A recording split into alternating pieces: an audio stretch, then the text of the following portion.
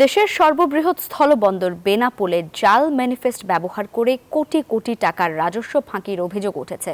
সংশ্লিষ্ট সূত্র বলেছে, দীর্ঘদিন ধরে সংঘবদ্ধ একটি চক্র কৌশলে একই ম্যানিফেস্ট একাধিকবার ব্যবহার করে ভারত থেকে বিপুল পণ্য আমদানি করছে। এই প্রক্রিয়ায় জাতীয় অর্থনীতি যেমন ক্ষতিগ্রস্ত হচ্ছে, তেমনি বৈধ আমদানিকারকরা প্রতিযোগিতায় টিকতে হিমশিম খাচ্ছেন।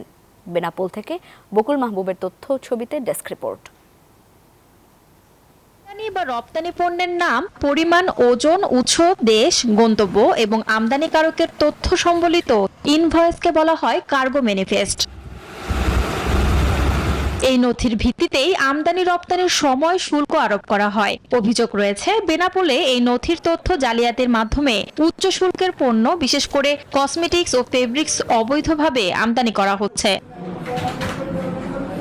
বেনাপোল কাস্টমসের নথি অনুযায়ী 2025 সালের জানুয়ারি থেকে জুন পর্যন্ত 501টি ম্যানিফেস্টের বিপরীতে কোনো বিল অব এন্ট্রি জমা পড়েনি।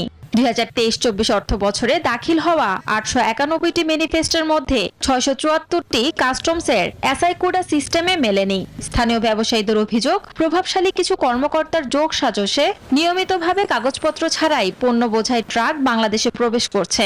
সরকারি রাজস্ব ফাঁকি দিয়ে এই ধরনের মালামাল যদি এখান থেকে খালাস কোনো অসাধু চক্র নেয়, সেক্ষেত্রে অবশ্যই কাস্টমস এবং বন্দরের জবাবদিহিতা এখানে প্রয়োজন। যদি এটা সত্যতা পাওয়া যায়, তাহলে তার বিপরীতে ব্যবস্থা নিয়ে তারা এই কাজের সাথে জড়িত আছে সেই চক্রকে আইনের আমলে এনে ব্যবস্থা নেওয়া। এই বেনাপোল বন্দর স্থল বন্দরটাকে সুরক্ষা করার জন্য এবং এই ব্যবসাটাকে আরো সুন্দর করার জন্য স্বচ্ছতার সাথে এটার সুষ্ঠু তদন্ত হওয়া প্রয়োজন। বেনাপোল স্থলবন্দরের পরিচালক জানিয়েছেন, ভবিষ্যতে যেন আর কেউ এই ধরনের অসৎ পন্থা অবলম্বন করতে না পারে, সেজন্য সর্বোচ্চ সতর্কতা অবলম্বন করা হচ্ছে। কোন ম্যানিফেস্ট নাম্বারের বিপরীতে হয়তো একাধিক ম্যানিফেস্ট নাম্বার পড়েছে। আমরা বিষয়টি তদারকি করছি এবং ভবিষ্যতে যেন কেউ যেন কোনো রকম অসৎ অবলম্বন করতে না পারে, সে বিষয়ে সর্বোচ্চ আমরা সতর্ক রয়েছি।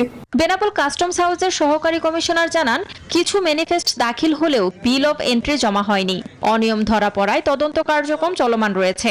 বন্দর কর্তৃপক্ষ হাতে প্রেরিত পত্র পর্যালোচনায় দেখা যায় কিছু ম্যানিফেস্ট পুনরাবৃত্তি রয়েছে। এই বিষয়ে আমাদের কার্যক্রম সম্পন্ন করার জন্য বিভিন্ন কমিটি গঠন করা হয়েছে।